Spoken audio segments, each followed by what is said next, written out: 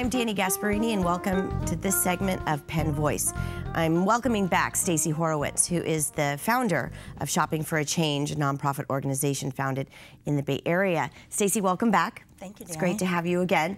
I can already see that we've got some great items to be talking about, but let's start, first of all, talking about the organization itself, Shopping for a Change. You founded the organization. What is it all about, and why? Sure. Thank you, Dani. About 4 years ago, I founded Shopping for a Change. We are a web-based nonprofit organization that focuses on working with artisans from developing countries around the world, predominantly women.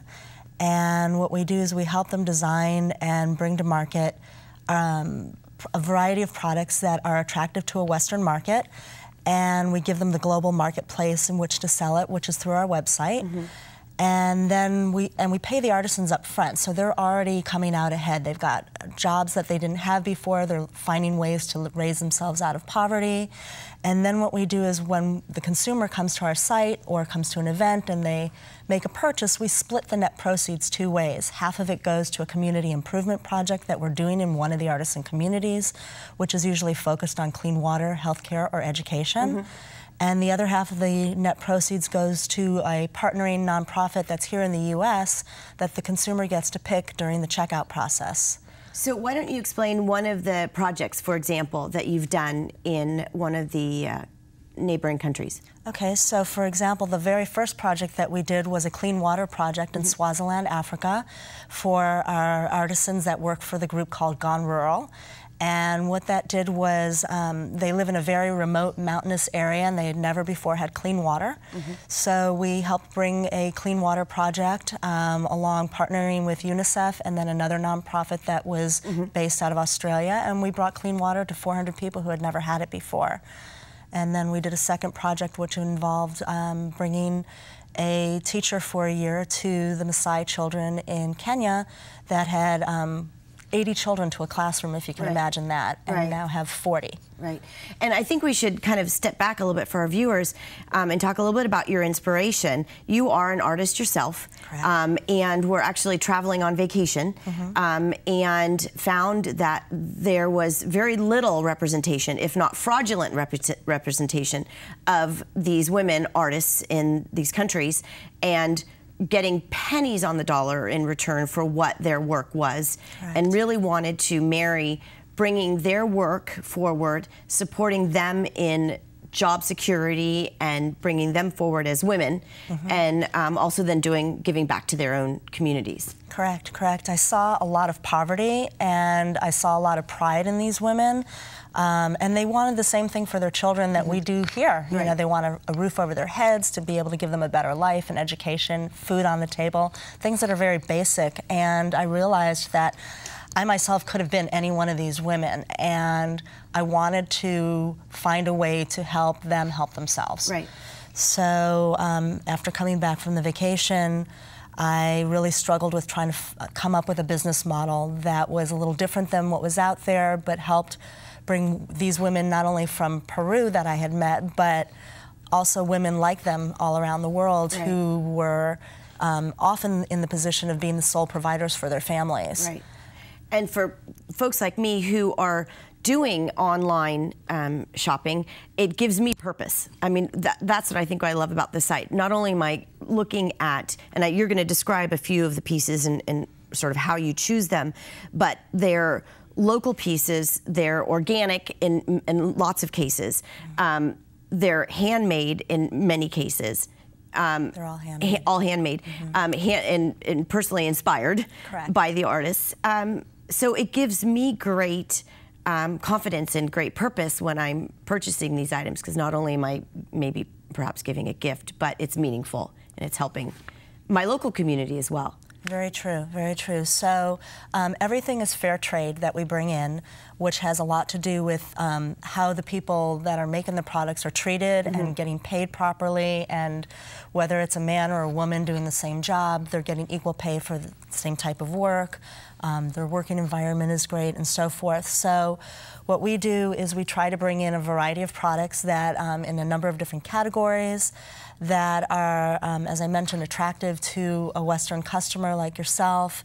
We try to stay on target in terms of trends that are happening, for example, in fashion. So you've got your statement necklaces that are big these days. You've got more, little bit finer pieces that are for somebody who wants something a little more delicate. That's made of tagua. Everything that we work with, the materials are generally organic or upcycled. So for example, there's a tray over there that's made out of wild grasses and upcycled t-shirt materials. You've got aluminum here and grasses here that are all woven.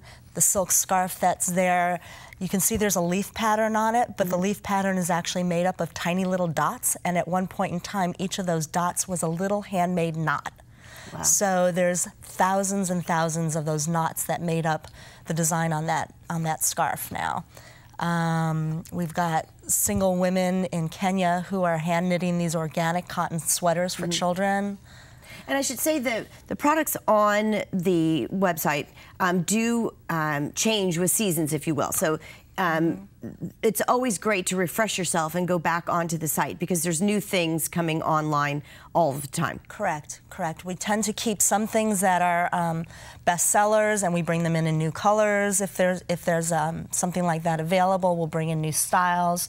And then we bring in new pieces, you know, throughout the year. Right. So not only does the shopper have the opportunity to go online and purchase, and then everything will be shipped directly to them. Correct. But they also have some events, some local events that they can attend and touch and feel the products first and actually buy them right then and there. Absolutely. So tell us about a few local events. Okay, so coming up on November 16th, we have an event that is in Palo Alto using the Enter Space workspace.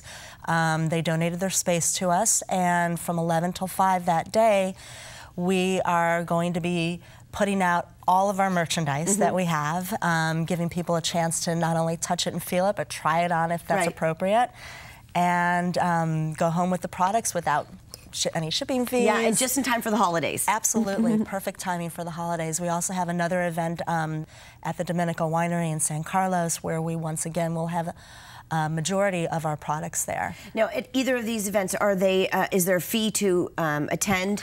No fee to attend. And are you the only artisan showing work? At the one in Palo Alto, we're the only people there. At the winery one, there are some other small groups, but we're the only nonprofit that is going to be there. And as part of our normal business model, the consumer would get a chance to designate where they want, what U.S. nonprofit they want part of their net proceeds from their purchase to go to, because we're an all-volunteer organization and have all the money goes out. And I should say to our viewers that they don't have to remember the dates because we will post them at the end of the program so that everyone knows when they can come and see you and visit you in person and get the product. So what's in the future for Shopping for a Change? Where do you see the organization going? Well, we continue to grow. We've got customers all around the country who visit the website frequently, and I just see us getting bigger in terms of helping more artisans. We're helping thousands already, and being able to partner with more nonprofit organizations across the country. And we should give a shout out to, if you are a nonprofit organization and would like to partner with you, give yourself a call, give you a call and give us a call or send us an email, and we there's no fee to partner with us. You don't have to disclose your supporter base, but it gives you an opportunity to raise additional funds with very little effort on your part. Right, and you can do an online campaign where people can just donate or purchase on behalf of that local nonprofit, or even do host an event like you're doing in December and November. Exactly. Well, thank you, Stacey, so much for attending once again and coming here on Penn Voice. And I hope everyone will check out the website, shoppingforachange.com. We'll see all of you next time. Shoppingforachange.org. .org, thank you. And we'll see all of you next time on Penn Voice. Thank you.